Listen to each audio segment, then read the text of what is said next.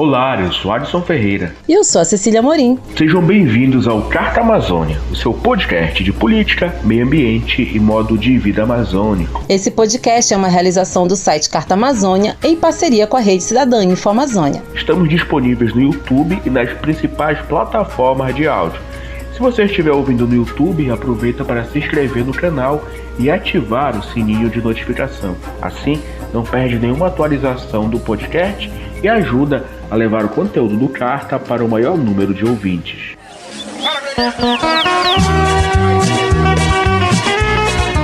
Carta Amazônia, o podcast das multivozes.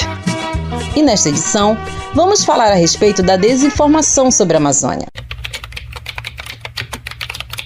Ratanabá. Essa é a fake news do momento. É a teoria absurda, sem nenhuma base científica, de que há uma cidade de 450 milhões de anos perdida sob a mata da Amazônia. Não faz o menor sentido, porque a história da evolução humana começou há mais ou menos 7 milhões de anos. O Homo sapiens, ou seja, a espécie a que eu e você pertencemos, teria não mais que 300 mil anos. E outra coisa, a Amazônia teria começado a se formar há mais ou menos 10 milhões de anos. Ou seja, um boato sem pé nem cabeça. A maior parte das mentiras disseminadas a respeito da Amazônia estão associadas a mitos de origem colonizadora, inseridos no discurso sobre a região. A afirmação é de um relatório produzido pelo coletivo Intervozes e lançado no último dia 25 de abril. O relatório Amazônia Livre de Fakes traz o resultado de análises sobre conteúdos de 70 perfis que disseminam desinformação sobre a região nas redes sociais.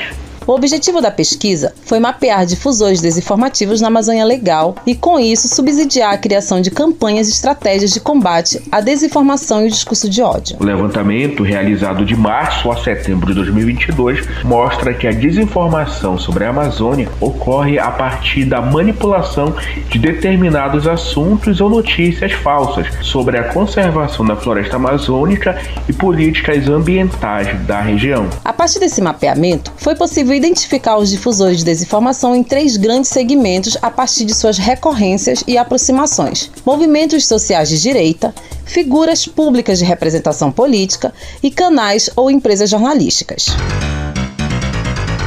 E para nos ajudar a entender melhor os resultados dessa pesquisa, a gente conversa com a jornalista Viviane Tavares, coordenadora executiva do coletivo Intervozes.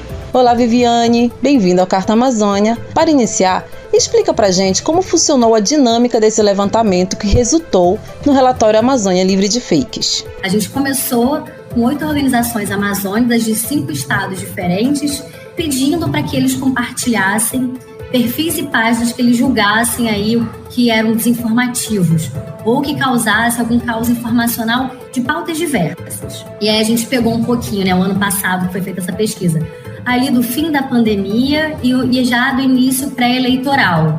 Então, as pautas mais recorrentes foram muito relacionadas, Covid-19, muito discurso de ódio ao grupo candidato oposto ao que estava propagando aquele tipo de conteúdo. Então, a gente separou aí em 3 grandes grupos que a gente viu que a gente conseguia categorizar, que eram páginas ditas de notícias, ditas jornalísticas, grupos de extrema-direita, com muito ataque ao candidato adversário, que era o Lula à época, que era candidato à presidência, e, por fim, parlamentares ou candidatos ao parlamento nesse pleito de 2022. E aí o que a gente conseguiu perceber é que, primeiro, pautas ditas nacionais eram muito replicadas em grandes portais que eram replicados em portais menores que acabavam sendo portais regionais. A gente começou a ver quais eram os links muito mais recorrentes que circulavam, ou de replicação desse conteúdo nos portais menores, ou que ficava muito recorrente esses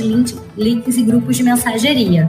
Por isso que a gente chega aí desses 3 grandes veículos, que é o Portal Novo Norte, o Vista Pátria e o Terra Brasil Notícias. E aí, curiosamente, 2 desses justamente não eram da região norte, apesar de ter uma grande circulação na região e ser muito republicada, ou nesses grupos de extrema-direita, ou por parlamentares, ou por justamente veículos menores da região. E aí, 2 desses portais, um é do Nordeste, que é da região do Rio Grande do Norte, que é o Terra Brasil Notícia, e o Vista Pátria, que é de um município aqui do Rio de Janeiro, que é Saquarema, que é um município, inclusive assim, de região praiana, não muito identificado como um produtor de notícia nacional. Mas aí isso já traz um pouco da evidência o quanto a circulação desse tipo de conteúdo é algo estratégico, que a gente tem grandes pontos focais que não necessariamente são regionalizados, mas conseguem entrar na região para pautar determinadas pautas. E quais os principais resultados do relatório em relação à desinformação socioambiental sobre a Amazônia? A gente percebeu que essas pautas relacionadas à Amazônia ou à desinformação socioambiental, ou elas são para reforçar, de fato, estereótipos, preconceitos e discurso de ódio, ou são para serem usados estrategicamente como cortina de fumaça. E aí a gente traz esses dois episódios. Um que foi esse caso do Bruno e do Dom com Ratanabá, e outro foi quando, à época, era presidente Bolsonaro, estava sendo muito atacado por aquele caso de pedofilia, né? Que ele fala que chegou numa região e tinha uma criança que chamou para ele para uma casa, e aí ele vai na casa, não sei o quê. Quando isso ficou muito evidente nas redes, eles chamaram a atenção, começaram a falar sobre dados de desmatamento da Amazônia. E aí a pauta mudou. O presidente brasileiro mentiu de novo ao falar da preservação da Amazônia, omitindo o fato de que o desmatamento no governo dele aumentou mais de 52%. Muitas vezes as informações sobre essa região chegam para fora do Brasil de forma bastante distorcida, como se nós fôssemos os grandes vilões no que se leva em conta a preservação da floresta e sua destruição, coisa que não existe. Então é interessante ver que é isso, assim, eles sabem que a desinformação socioambiental tem um propósito porque mobiliza muito as pessoas, né? E aí a gente tem uma característica também particular, até uma professora da UFRJ traz isso, que a nossa desinformação socioambiental não é a desinformação climática, que tem esse debate aí internacional. Porque a nossa desinformação socioambiental, ela tem propósitos específicos que não são só anticientistas. Elas apoiam um grupo político que é o agronegócio, que é o setor de mineração, é usado para isso, e é usado também para disfarçar discursos, para poder ser usados assim como estratégia de cortina de fumaça. A pesquisa mostra que as páginas que se autodenominam veículos jornalísticos são as que mais disseminam informações falsas sobre a região. Como essas páginas atuam e como funciona o processo de circulação desse conteúdo? A outra coisa que a gente percebeu, que deu para caracterizar como é que isso é uma coisa mais organizada, era a quantidade. Tinham dias que um portal desse conseguia replicar, por exemplo, 45, 50 notícias num dia só. E aí a gente, como comunicador, sabe que é humanamente impossível, a não ser que você tenha uma redação das organizações Globo, conseguir produzir uma quantidade de matérias como essa. E a gente lê o expediente lá de cada portal desse, a redação é super pequena, não passa de 5 integrantes, no máximo, nenhuma redação chega a 10, por exemplo, e a gente vê que não tem como, condições humanas, produzir essa quantidade de notícias. Então essa notícia ou era assim, misto de notícias, ou era replicação de releases, mas algo já mexido para ficar com uma chamada sensacionalista. Então a gente já vê que é um tipo de organização mesmo para produzir conteúdo. E como funciona o processo de financiamento desses portais? Todos eles usam, por exemplo, um sistema como se fossem assinantes de notícia. E aí a gente fez esse experimento, assinamos para ver se a gente tinha, né, um clube de assinantes, acesso ao tipo de notícia, e na verdade não. Você assinando ou não, você tinha acesso à mesma coisa. As plataformas que fazem a gestão dessa assinatura, são plataformas, por exemplo, que fazem a mesma gestão de assinatura do Brasil Paralelo, que a gente sabe que é esse grande conglomerado da área de extrema-direita, faz a gestão de assinaturas de páginas como do Eduardo Bolsonaro, que é um dos grandes focos, né, de propagação, especialmente de discurso de ódio, e também, de certa maneira, desse caos informacional, da desinformação. Então, a gente viu que tem um esquema aí de empresas que facilitam esse tipo de financiamento. Para além disso, outra coisa que a gente viu, que algumas páginas dessas usam, inclusive, recurso público. E aí a gente tem o exemplo do Portal Novo Norte, que não só recebeu o recurso público do governo de Tocantins, como quem fundou o portal era um assessor do governo à época que o portal foi fundado. Então, o próprio assessor, na sua área de trabalho, criou um jornal, né, criou um portal de notícias que hoje é usado para propagar a desinformação.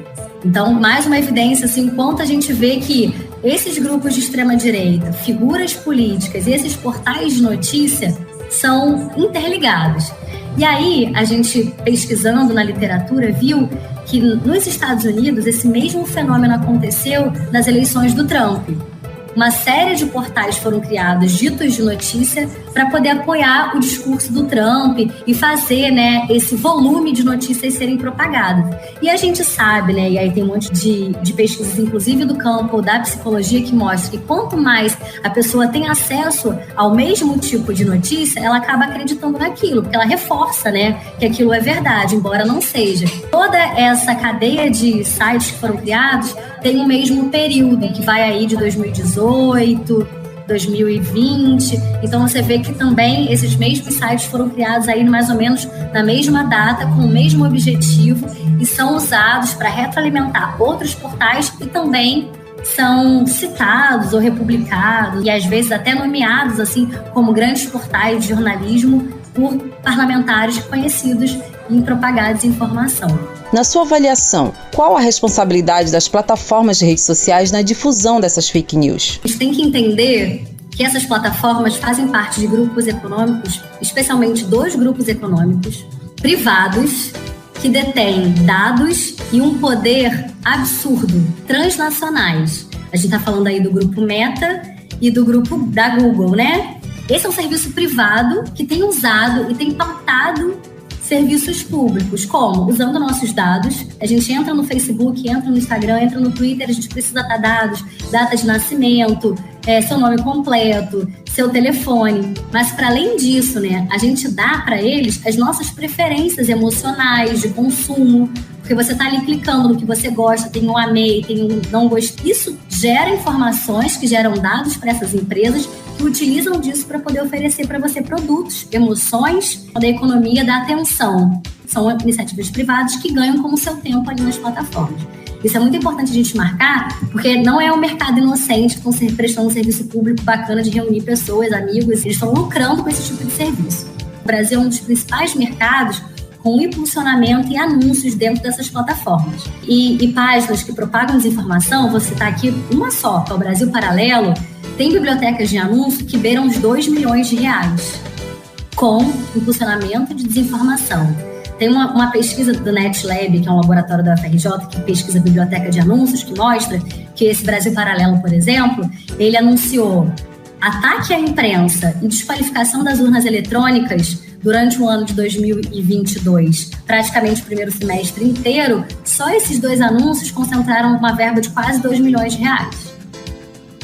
Então você vê o quanto as plataformas também ganham dinheiro com isso. E como os veículos locais podem ajudar a combater essa rede de desinformação sobre a região amazônica? Acho que está mais do que claro que a gente precisa descentralizar o poder da comunicação, incentivar veículos locais, porque a gente precisa, né, primeiro romper com esse conceito, né, que a gente às vezes fala do deserto de notícias. A gente precisa promover, de fato, com qualidade, com financiamento, com política pública, veículos locais, porque senão o que não sai na Globo não é notícia. E aí a gente tem uma gama de trabalhadores o tempo inteiro aí sem conseguir pautar coisas super importantes, como é o caso do Yanomami. Eu acho que é um caso muito emblemático para a gente poder pensar mesmo nosso sistema de comunicação e pensar isso como comunicação é direito público, né? E mais do que na hora a gente pensar aí nessa democratização, incentivo à descentralização como política pública de Estado.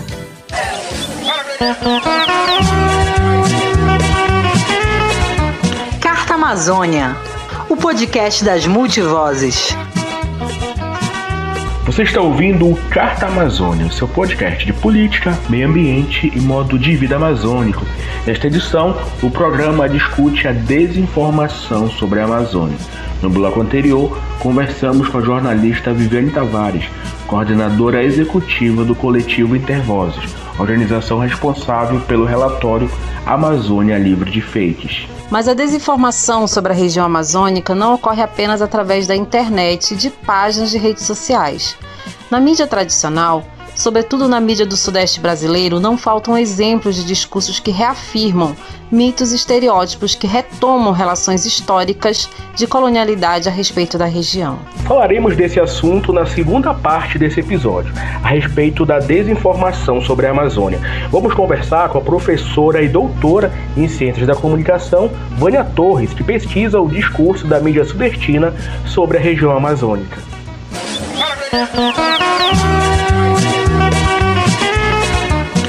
Carta Amazônia, o podcast das multivozes.